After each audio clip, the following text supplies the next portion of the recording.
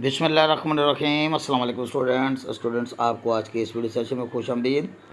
Students मेरे इस channel पर मैं आपके साथ एलएलबी के जो तमाम पार्ट्स हैं उसके जो 14 मोस्ट इम्पोर्टेंट क्वेश्चन हैं ना हम उसको डिस्कस करते हैं। और हर पेपर के मैं 14 क्वेश्चन जो है विद गारंटी जो आप लोगों को ऑफ़र करता हूँ। और इसमें स्टूडेंट्स जो है हम मोस्ट रिपीटेड क्वेश्चन जो होते हैं या हाईली एक्सपेक्टेड एग्ज़ाम के अंदर जो क्वेश्चन होते हैं सिर्फ उनको डिस्कस किया जाता है। कोई लंबे चौड़े यहाँ पे बहस नहीं की जाती, बल्कि बिल्कुल according to relevant to the exam जो है वो बातें जो सिर्फ शेयर की जाती हैं।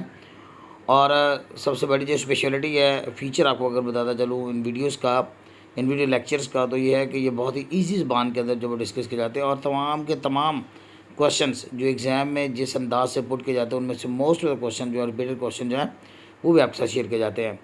स्टूडेंट्स आप इस को एक बार ज़रूर कंपेयर कीजिएगा इन नोट्स को with those notes available on YouTube and you will feel the difference. तो इस तरह स्टूडेंट्स जो है ये आपके लिए ये एक ऐसा मटेरियल बन जाता है जिसमें आप एग्ज़ाम प्रिपरेशन में आपको काफ़ी हेल्प होती है। और स्टूडेंट्स आज के इस क्वेश्चन का अगर हम आगाज़ करें तो ये क्वेश्चन जो है ये जॉन ऑस्टन की एक थ्योरी थी, imperative theory of law, imperative theory of law उसके हवाले से है। और इसका जो सप्लीमेंट्री 2024 का जो पेपर हुआ है रिसेंटली उसके अंदर ये क्वेश्चन इस अंदाज से भी आया था कि law is a command of sovereign, कि लॉ जो है एक सॉवरन एक सुप्रीम पावर का हुक्म होता है। यानी सॉवरन का माना सुप्रीम पावर होता है और कमांड का माना जानते हैं ऑर्डर होता है, हुक्म होता है। इस तरह से ये उसने पूरी डेफिनेशन का एक पोर्शन लिया है, लेकिन कंप्लीट डेफिनेशन आगे चल के आपको मैं शेयर करूँगा।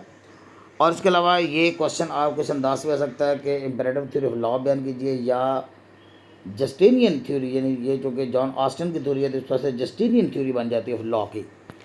तो आइए इसका इंतहाई आसान वर्डिंग के अंदर जो है वो आंसर जो आपके साथ शेयर करता हूँ। सबसे पहले तो स्टूडेंट्स आप मीनिंग दीजिएगा इम्पेरेटिव का, कि इम्पेरेटिव से मुराद क्या होता है, क्योंकि थ्योरी का नाम जो जब इम्पेरेटिव थ्योरी ऑफ लॉ है तो फिर इम्पेरेटिव का मतलब क्या होता है। सो इम्पेरेटिव आप जानते हैं, इम्पेरेटिव का माना हुक्म होता है, कमांड होता है, ऑर्डर होता है। That's why the imperative theory of law is also called command theory of law. और यही वजह है कि इसको कमांड थ्योरी ऑफ लॉ भी करार दिया जाता है। ये ज़रा यहाँ पे स्पेस स्टूडेंट्स डल गई। वो बात का जब हम चीज़ें शिफ्ट करते हैं ना from one device to another device तो थोड़ी सी सेटिंग बात का चेंज हो जाती है। तो इसमें आप यहाँ पे ये एक ही लाइन है। तो इम्पेरेटिव का मतलब आपने सबसे पहले कमांड और ऑर्डर बयान करना है और इसी से फिर इम्पेरेटिव थ्योरी ऑफ लॉ जो है वो निकलेगा, यानी क्या मतलब the command theory of law. अब इसका बानी कौन है, इसके अगर हम हिस्ट्री में जाते हैं तो इसका बानी 1790 से 1859 तक एक बहुत बड़ा जस्ट जॉन ऑस्टन जो है एक लीगल थिंकर हो गुजरे हैं, जिसे हम जूरिस्ट भी कह सकते हैं। वो एक ब्रिटिश लीगल फ़िलासफ़र थे, was the founder on developer of the imperative theory of law. उन्होंने इस थ्योरी को क्या किया, इम्पेरेटिव थ्योरी ऑफ लॉ को प्रमोट किया, डेवलप किया। He has based this theory, और उसने इस थ्योरी की बुनियाद रखी है किसके ऊपर, डेफिनेशन ऑफ लॉ के ऊपर। आपको जो मैंने पहला लेक्चर दिया था यहाँ पे फिलोसफी लॉ के ऊपर, तो उसके ऊपर हमने डिफ़ाइन लॉ, ये एग्ज़ाम के अंदर अक्सर क्वेश्चन भी आता, जारी बात है। तो डिफ़ाइन लॉ, तो उसके अंदर हमने जस्ट यानी इस जूरिस्ट की यानी जॉन जस्ट ऑस्टन की थ्योरी को हमने क्या किया था, डिस्कस किया था। तो ये इसने इसके ना लॉ की जो डेफिनेशन की है उसी के ऊपर अपनी थ्योरी की बुनियाद रखी। यानी आप यूँ कह सकते हैं कि ऑस्टन की जॉन ऑस्टन की जो थ्योरी ऑफ लॉ है वही उसकी इम्पेरेटिव थ्योरी ऑफ लॉ है। यानी लॉ की डेफिनेशन के अंदर भी वो यही बात करता है और अपने इम्पेरेटिव थ्योरी के अंदर भी वो यही बात करता है। Which has been given below, जो कि नीचे दी गई है। ये स्टूडेंट्स आपने पहले याद की हुई है, चूँकि ये मेरा पहला ही क्वेश्चन था, पहला ही हमारा याद करें अगर आपको याद हो को पहला लेक्चर जो मैंने आपके साथ फिलोसफी लॉ का दिया तो उसके अंदर हमने इसको डिस्कस किया था कि कमांड होता है, क्या होता है, लॉ का होता है कमांड इशूड बाय सॉवरन, जिसे एक सुप्रीम पावर, सॉवरन जाते सुप्रीम पावर को कहते हैं, किसी भी मुल्क की, किसी भी कंट्री की, किसी भी स्टेट की जो सुप्रीम पावर होती है वो जो हुक्मनामा जारी करती है वो कानून बन जाता है।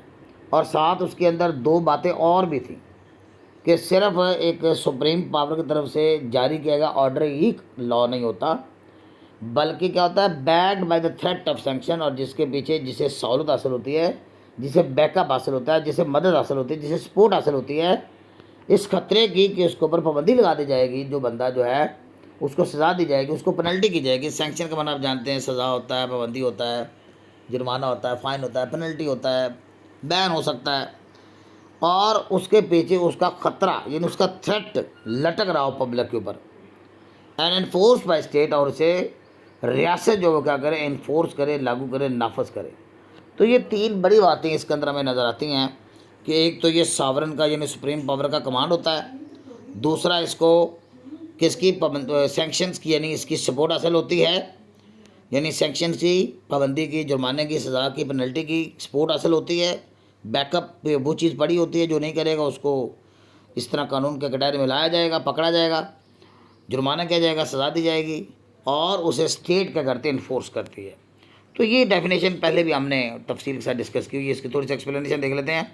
Arson theory is also called the theory of law, command theory of law, इसे कमांड थ्योरी ऑफ लॉ भी करार दिया गया है, बिकॉज इट फोकसेज ऑन, क्योंकि ये फोकस करती है, कौन, यानी ये command theory of law focus करती है on laws as orders, law को बतौर हुक्म, क्योंकि ये समझती है, ये थ्योरी ये कहती है, ये फोकस करती है कि लॉज एज ऑर्डर्स होते हैं गिवन बाय द अथॉरिटी, जिसे एक अथॉरिटी ने, इसे सुप्रीम पावर ने दिया होता है। अब यहाँ पे की फीचर्स अगर हम थ्योरी को देखते हैं तो इसके कुछ मेन फीचर्स हैं इस थ्योरी के, यानी ऑस्टन की थ्योरी का नाम भी आपने याद रखना, इम्पेरेटिव थ्योरी ऑफ लॉ। तो ऑस्टन की थ्योरी के कुछ फीचर्स हैं, तीन फीचर्स यहाँ पे मैंने आपके साथ स्टूडेंट डिस्कस किए, और इस डेफिनेशन के अंदर तीन ही बातें मैंने आपको बताई। ये हमने फिलॉसफी ऑफ लॉ के पहले क्वेश्चन के अंदर भी डिस्कस किया हुआ है, और थोड़ा सा इसको चलो रिपीट भी कर लेते हैं, आपको रिवाइज भी हो जाएगा। तो पहला है कि ये लॉ एज ए कमांड होता है।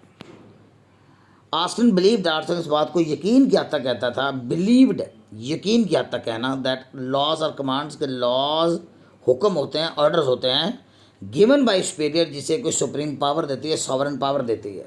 सॉवरन पावर से हमारा मुल्क का वज़ीर आज़म हो सकता है, हमारे मुल्क का सदर हो सकता है, कोई एग्जेक्टिव बॉडी हो सकती है, कोई भी एग्जेक्टिव बॉडी हो सकती है, वो सॉवरन पावर सुप्रीम पावर होती है।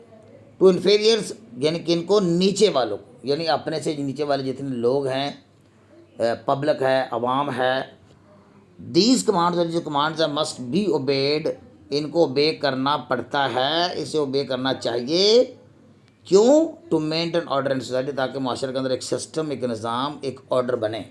या ऑर्डर का माना हुक्म नहीं है, स्टूडेंट याद रखिएगा, सीक्वेंस है, तरतीब है, सलीका है, सिलसिला है, तरतीब है, ताकि माशरा जब बिखरे ना, एक रो में सारे बह जाए। तो ये इशूड बाय सॉवरन, और फिर इसे जारी कौन करता है, हुक्म को, कानून को, एक सॉवरन सुप्रीम पावर।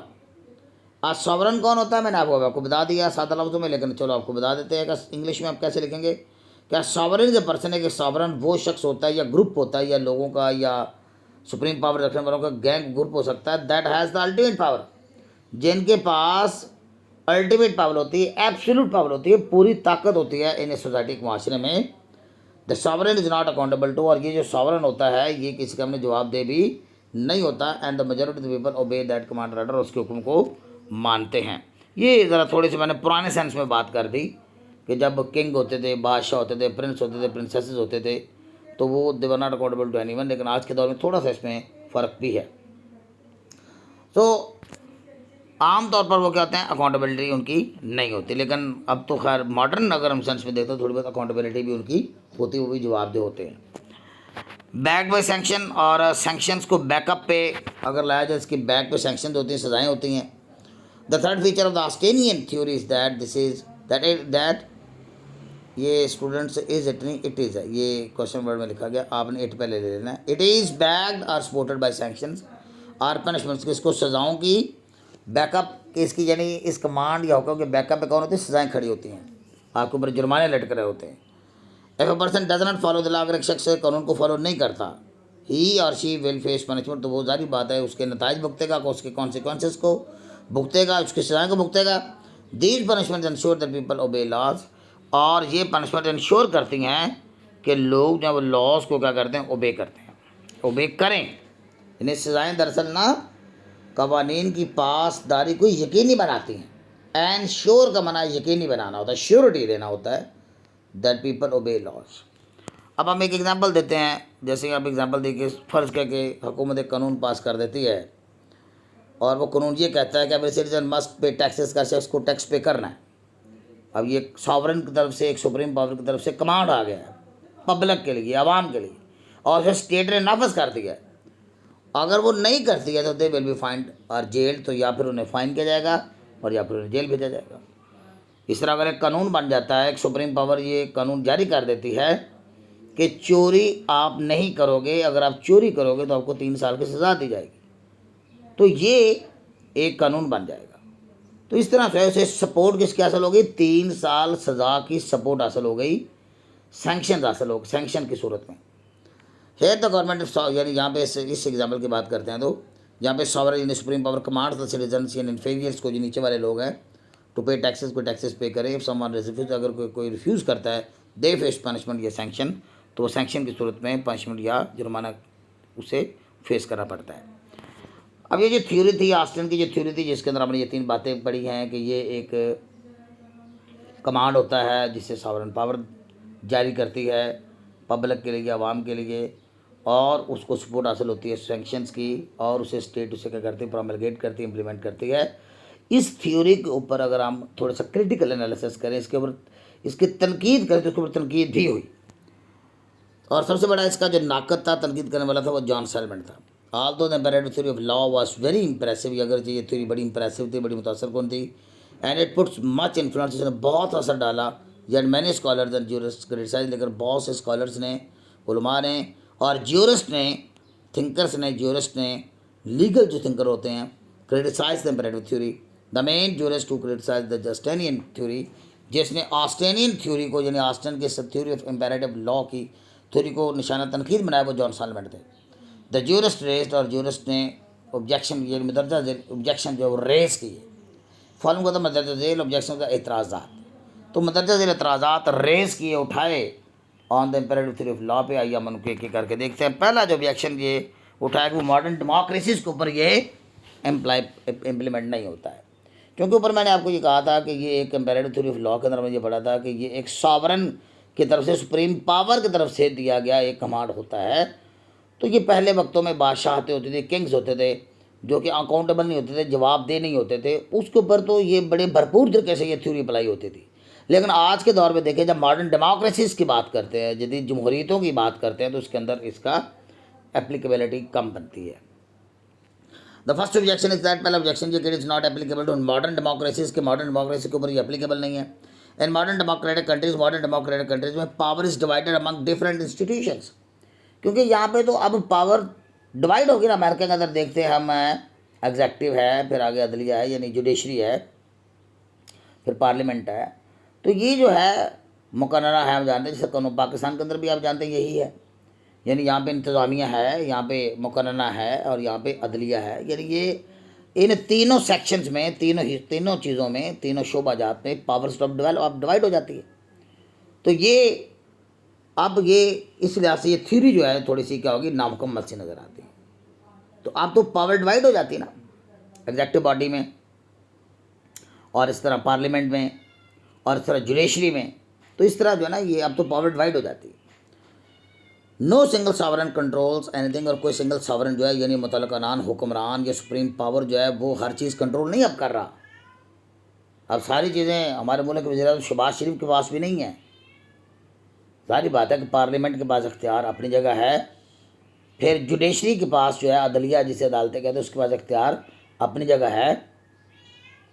तो ये अब ये चीज़ क्या हो जाएगी, अब ये डिवाइड हो चुकी है। तो अब एक शख्स जो है सब सारी चीज़ कंट्रोल नहीं कर सकता। Now laws are made by elected representative, अब कानून जो है वो इलेक्टेड रिप्रेजेंटेटिव बनाते हैं, वो वोट देते हैं, फिर जाके कानून बनता है, बिल पास होता है, उसकी वोटिंग होती है। तो यहाँ पे तो फिर वो बात कहाँ आ गई, एक सॉवरन की तरफ से, उसने तो सॉवरन का कि सिर्फ एक सुप्रीम पावर रखने वाला बंदा जो उसको क्या करता है, लागू करता है, इम्प्लीमेंट करता है, जारी करता है, इशू करता है, तो उसकी हैसियत तो ख़त्म हो गई फिर। Not just one authority in the past when there was kingship, माजी में जब किंगशिप होती थी या कैंपरशिप या शहनशाहत होती थी, एम्परशिप होती थी, this theory was most relevant, तो उस वक्त ये थ्योरी मोस्ट रेलिवेंट थी। तो आज ये थ्योरी अपना रेलिवेंस थोड़ा सा खो चुकी है। यहाँ पे फुल स्टॉप स्टूडेंट्स लगा लीजिएगा। इसके बाद fails to recognise customary law, और ये कस्टमरी लॉ को, जो हमारे जो कस्टमरी लॉ भी हम जानते हैं कि वो भी हमारा बहुत बड़ा एक सोर्स है लॉस का, कवानीन का, तो उसको ये थोड़ा सा रिकग्नाइज करने में ये थ्योरी है वो नाकाम रही है। इसके ऊपर दूसरी तनकीद है। The second objection on the imperative theory of law is that it fails to recognise the customary law. ये कस्टमरी लॉज जो होते हैं उनको, जो रसूम और रवाज के तहत जो हमारे पास सोर्सेज के तौर पे आते हैं, उनको ये कम रिकग्नाइज करती है। He called it one sided theory on these grounds. और ये जॉन सॉल्वेट ने जो कि इसके ऊपर तनकीद की है ना, तो इसलिए मैंने ही लफ्ज़ इस्तेमाल किया कि जॉन सॉल्वेट ने कहा है कि ये वन साइडेड थ्योरी है। इस बुनियादों पर उसने ये कहा कि एक वन साइडेड थ्योरी है। Many loss develop are based on, many loss develop are based on, और कई लॉस जो हैं आर डेवलप्ड, यानी many loss develop are based on. यहाँ पे आप डेवलप लफ्ज़ हटा दें तो ज़्यादा जुमला आपके लिए ईजी भी हो जाएगा और करेक्ट भी हो जाएगा ज़रा, कि many laws are based on, ये डेवलप आप हटा दीजिएगा, आर बेस्ड ऑन कस्टम्स, कि बहुत से लॉज जो है वो कस्टम्स के ऊपर बेस करते हैं, ट्रेडिशन रवायात के ऊपर बेस करते हैं। हमारी रवायतें भी तो नहीं हैं। Austin theory ignores the source of law, और ऑस्टन ने इस सोर्स ऑफ लॉ को सिरे से इग्नोर कर दिया। तो ये जॉन सॉल्वेट ने इसके ऊपर दूसरी तनकीद की है। तीसरा जो पॉइंट है उसके ऊपर, इस थ्योरी के ऊपर अगर हम क्रिटिसाइज़ करें तो this theory also fails to recognise international laws, और ये इंटरनेशनल लॉस को नहीं मानती। अब तो दुनिया का सिनेरियो चेंज हो गया, अब ये थ्योरी मोस्ट रेलिवेंट नहीं रही।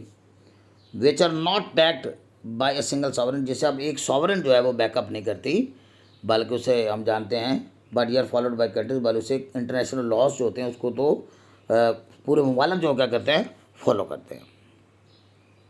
डजन कंसिडर मोरालिटी, अब ये अखलाकियात को कंसिडर नहीं करती ये थ्योरी जो है। हालांकि बहुत सी चीज़ें ऐसी हैं जो कि अखलाकी तौर पे भी हम देख लेते हैं माशरे के अंदर। This theory does not consider morality, morality को कंसिडर नहीं करती।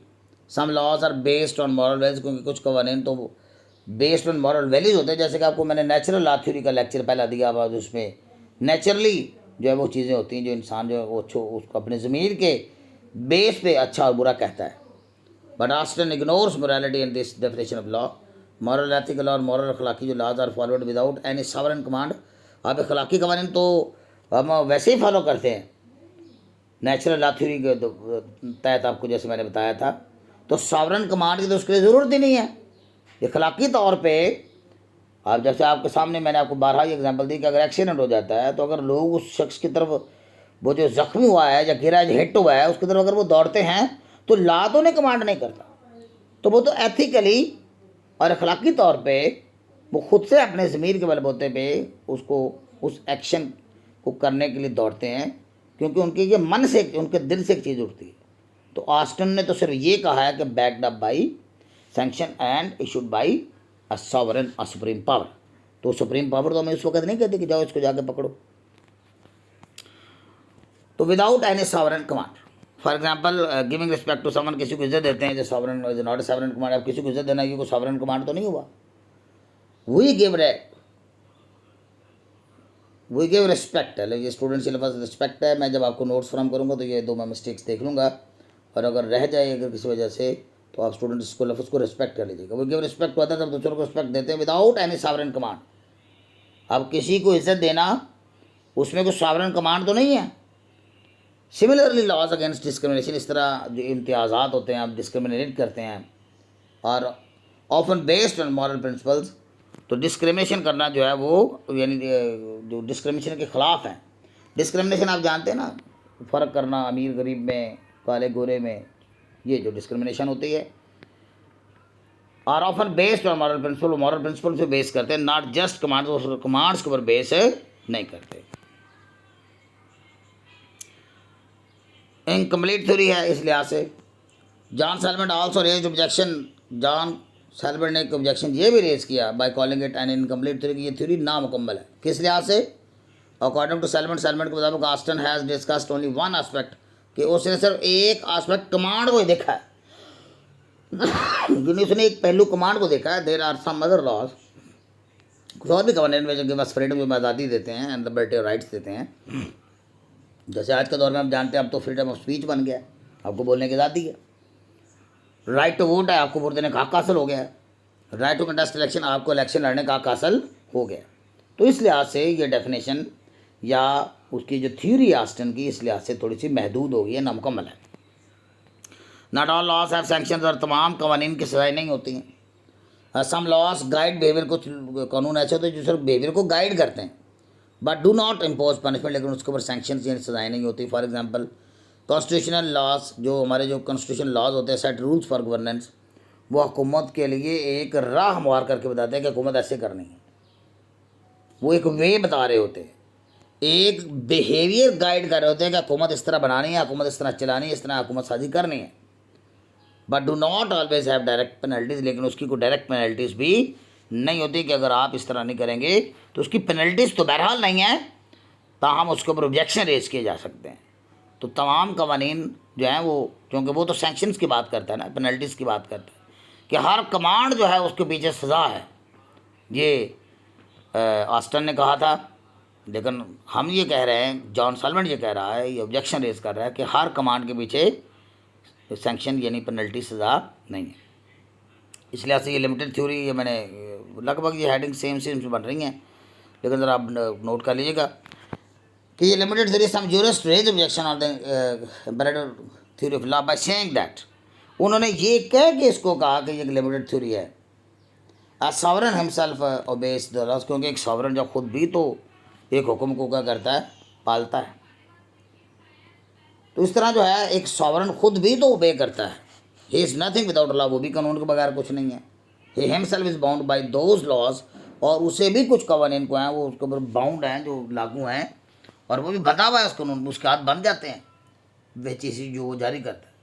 अब ये तो नहीं है कि अगर जो है मैरिजेस का कोई लॉ पास होता है कि one can't adopt the second marriage without telling his first wife, तो उस वक्त जो है, अब ये तो एक सॉवरन ने, एक पार्लियामेंट ने कानून पास कर दिया या एक सॉवरन ने कानून पास कर दिया, तो सॉवरन क्या इस कानून से बबरा हो गया? वो बरी तो नहीं हो गया, वो खुद भी तो उसको फॉलो करेगा। तो लिहाजा फिर सॉवरन ओबेज लॉ, अगर सॉवरन कानून को ओबे करता है, how it can be command, तो फिर ये हुक्म कैसे हो गया? ठीक है ना जी। तो इस लिहाज से ये एक लिमिटेड थ्योरी है, लेकिन इसकी वर्डिंग लिमिटेड है।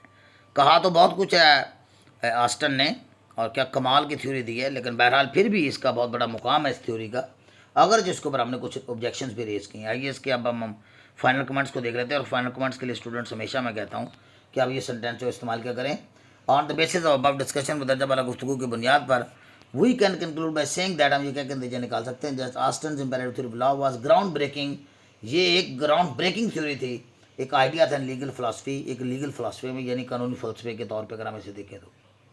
It defined law as a command, इसने लॉ को एक हुक्म करार दिया फ्रॉम ए सॉवरन, एक सुप्रीम पावर की तरफ से, back by sanction. However the theory has limited, अगर जिस थ्योरी के अंदर कुछ लिमिटेशन है, इसके अंदर कुछ मुस्तशनियात हैं, इसके कुछ लिमिटेशंस बनती हैं, स्पेशली ख़ास तौर पे जबकि मॉडर्न सोसाइटीज़ आ गई हैं।